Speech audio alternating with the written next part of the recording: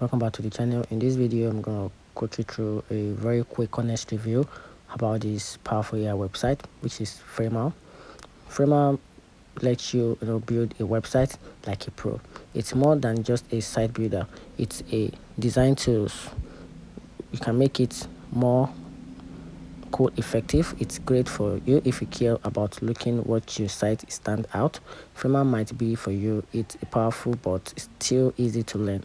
And here's it is. Framer is great for designs. It's easy to animate. It locks point for some complexity. It can save you a lot of time and effort. And here's the top benefit about this website. It's intuitive, no code design interface, powerful animation and interactive element, built-in CRM for easy content management, integrates with popular design tools, and free plan available for basic starters.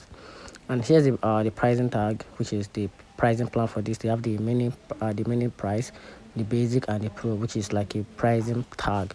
So if you want more about that, you can just simply go to their website for more information about that. Then here's the pros and cons. It is a modern, stylish design, easy to create animation, user-friendly interface with good for design-focused site. And here's the downside: steeper learning curve for complex sites, limited e-commerce features, and it can be costly for terms. So let me know in the comment section down below what you think about this website. That's it.